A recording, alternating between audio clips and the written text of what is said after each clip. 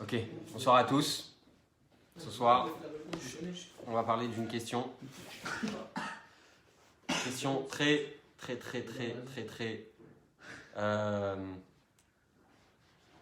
nous touche à tous en fait.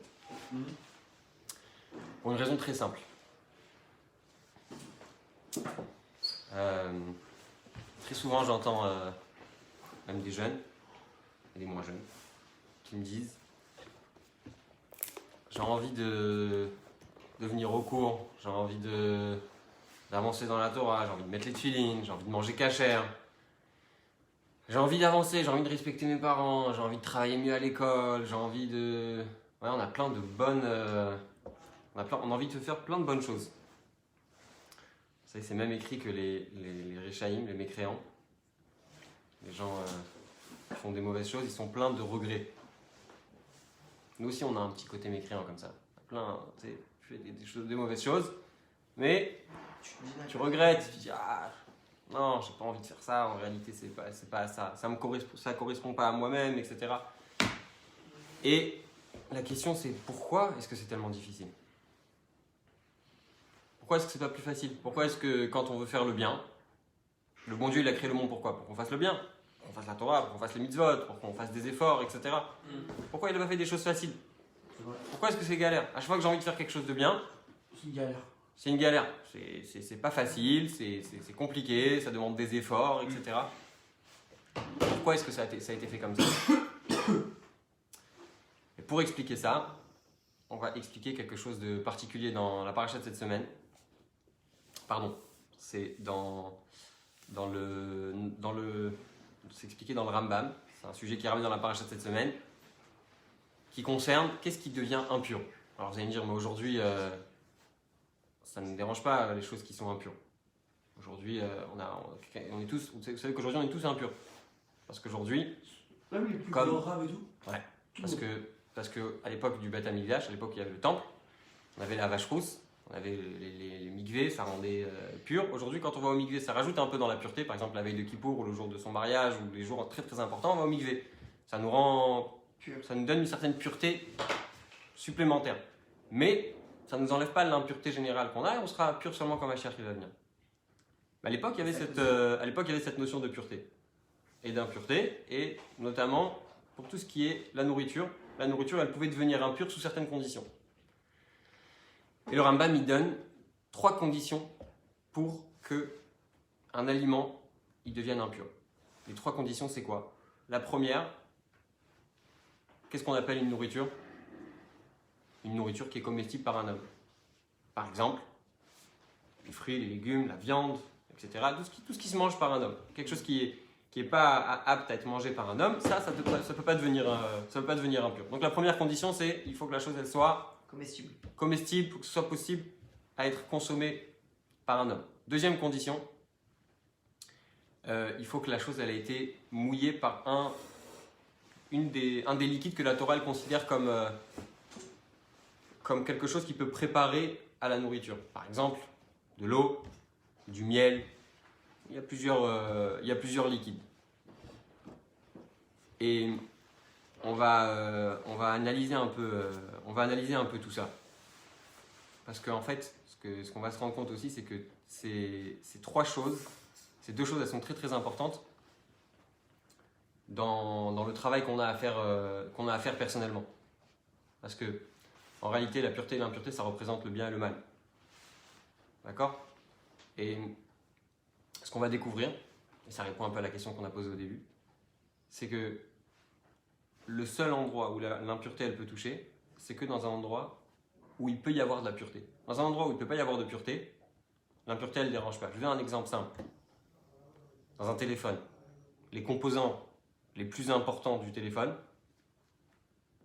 si tu mets une graine de sable à l'intérieur, qu'est-ce qui se passe? Tu mets une goutte d'eau à l'intérieur, c'est mort. C'est mort. Ça grille. Plus le composant il est important, plus la chose elle va dans des détails, plus tu vas mettre ne serait-ce qu'un tout petit truc, le truc il est foutu. Et c'est pour ça qu'on va il y a toujours des protections, etc. Aujourd'hui ils font des téléphones et ils te disent ce téléphone il peut tomber dans l'eau jusqu'à tant et tant de mètres et tant de minutes, etc. Sinon, n'y a pas de problème. D'accord? Donc ça, c'est ce qu'on va essayer de voir aujourd'hui. Qu'est-ce qu'on peut apprendre du fait que on peut recevoir l'impureté. La troisième condition, pour que la chose elle puisse devenir impure, c'est qu'il faut qu'elle soit coupée de sa source. C'est quoi couper de sa source? Couper de sa source. Un fruit, par exemple. Tant que le fruit il est attaché à l'arbre, même si quelqu'un qui est impur, par exemple à l'époque, il y avait des gens qui avaient des écoulements. Vous avez des écoulements au niveau des parties, et ça les rendait impurs. Donc s'ils touchaient un fruit, si le fruit il était détaché d'un arbre, alors le fruit devenait impur. Mais si le fruit il était détaché de l'arbre,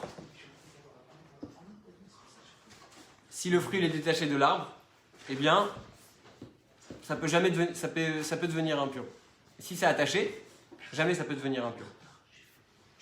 Maintenant, on va analyser les trois conditions. Première condition, on avait dit, c'est quoi? C'est quoi la première condition? C'est que ce soit comestible. Ouais.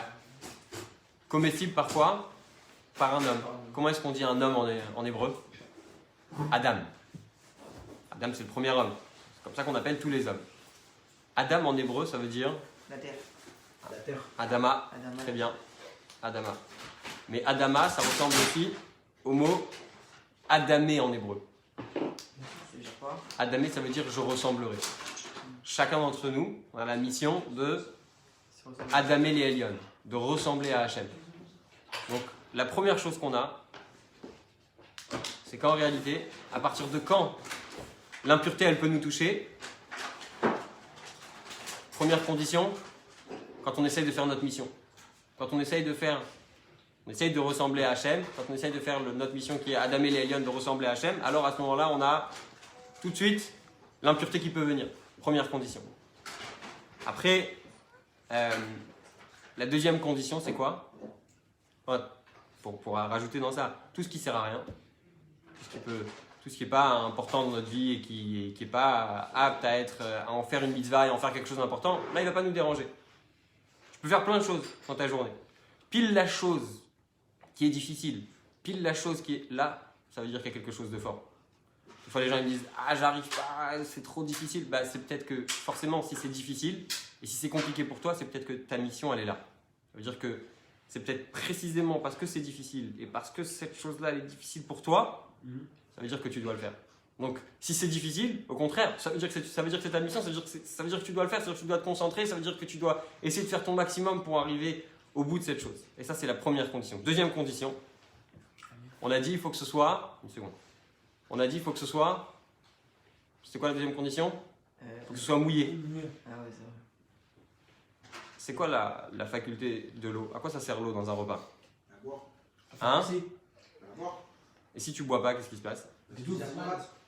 Tout ce que tu peux manger, si tu bois pas, tu peux t'étouffer. C'est écrit même que... c'est écrit dans la Gemara que si quelqu'un il mange quelque chose et qu'il ne boit pas, ça peut être considéré comme un poison. Ah ouais? Bah oui.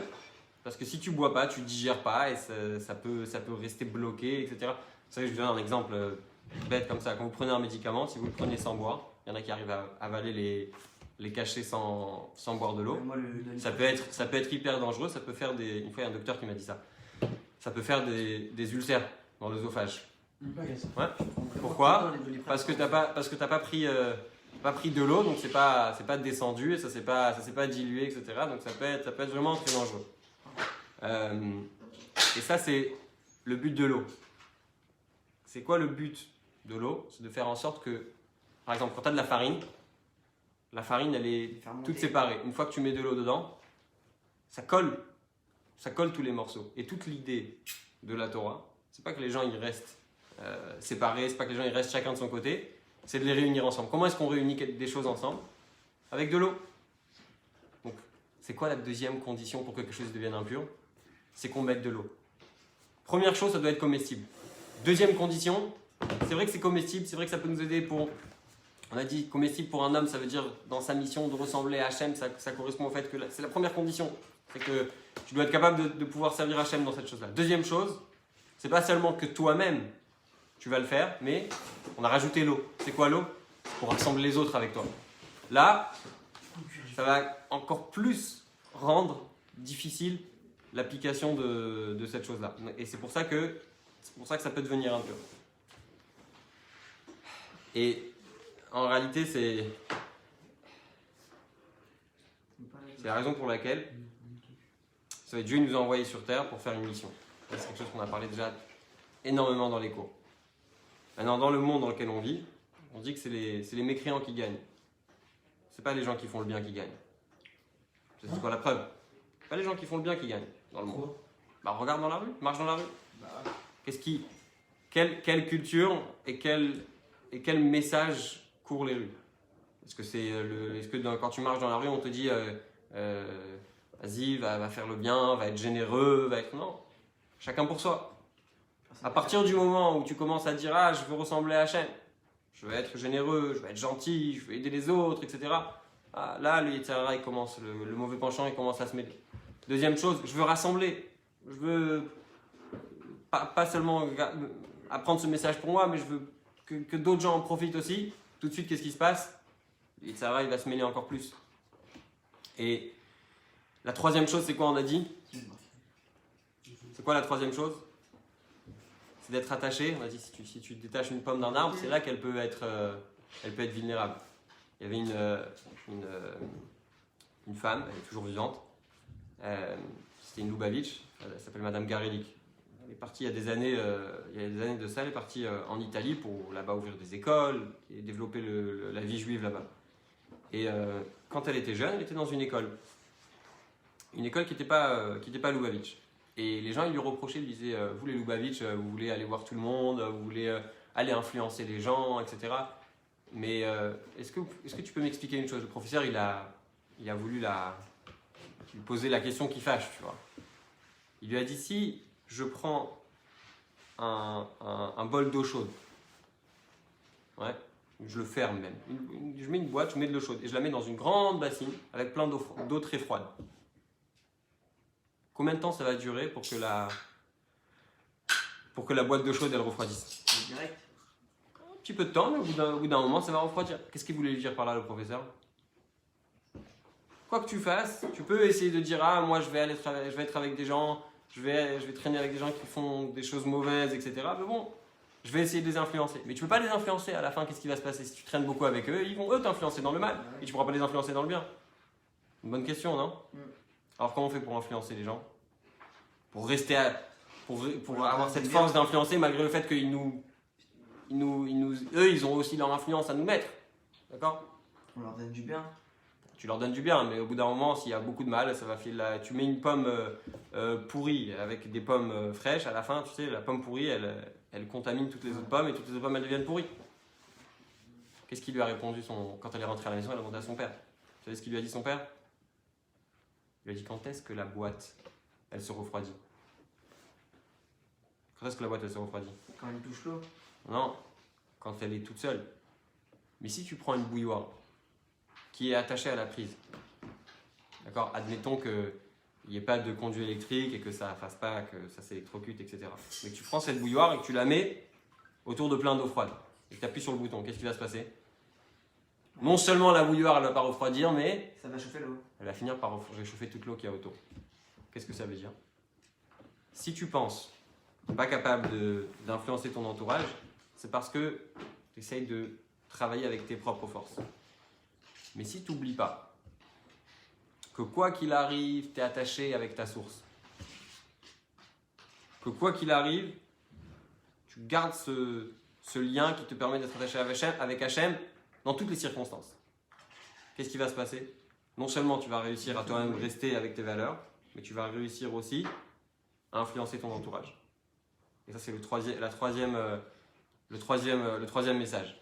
Et ce qu'on veut nous dire en réalité, c'est que même s'il reste même un petit lien qui nous lie avec notre source, comment on fait pour être lié avec notre source?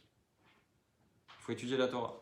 Mais quand on étudie la Torah, il ne faut pas se dire j'étudie la Torah parce que c'est quelque chose d'intelligent, ça ramène, je vais devenir plus grand et plus fort, etc. Non, j'étudie la Torah parce que je sais, non, pas par volonté, parce que je sais que la Torah c'est la clé que Dieu il a donnée sur terre. Parce que si je mets mon ego à l'intérieur, ça c'est quelque chose qu'on a parlé aussi très souvent dans les cours. Si je me rappelle que quand dans mon étude de la Torah, il y a aussi Dieu qui se cache derrière, alors quoi qu'il arrive, je vais être toujours... Ma neshama, elle est attachée quoi qu'il arrive. Vous savez, on dit que le matin, quand on fait le matin modéani, on ne sait pas encore laver les mains. On a encore les mains impures. Pendant la nuit, des fois, les mains, elles touchent un peu toutes les parties du corps et possible que les mains ne soient pas tout à fait pures. Et pourtant, on dit le modéani le matin. Et pourquoi on a le droit de dire modéani? Parce que quoi qu'il arrive, le modéani d'un juif, il ne peut pas être rendu impur. Pourquoi? Parce que le modéani, il a cette force d'aller au-delà de tout ça. Et quand on se rappelle de ça, c'est-à-dire que quand on fait face à quelqu'un et qu'on sent qu'on est tenté par quelque chose, mais on sait, je suis profondément attaché avec Hachem. Je suis profondément attaché avec, on dit avec Hachem, ça veut dire quoi? C'est avec qui je suis vraiment. Qu'est-ce que c'est la Neshama qu'on a à l'intérieur de nous? C'est Hachem. Et ça se fait avec un seul moyen. C'est en étudiant la Torah. Et de quelle façon on étudie la Torah? On étudie les profondeurs de la Torah. Pas ce qu'il y a en surface, parce que dans la Torah, il y a plusieurs parties. Ça va et toi? Mais quand on étudie la Torah en se rappelant, gardant bien à l'esprit qu'il n'y a pas que la partie autour, il y a la Neshama de la Torah. C'est quoi la Neshama de la Torah? C'est le fait de se rappeler que la Torah, c'est pas juste quelque chose d'une intelligence, mais c'est quelque chose de divin, c'est quelque chose de spirituel. Et quand on fait ça comme ça, eh bien on a toutes les chances, comme on a raconté dans l'histoire de cette femme, que même si c'est détaché, concrètement, on peut toujours être attaché à nos sources.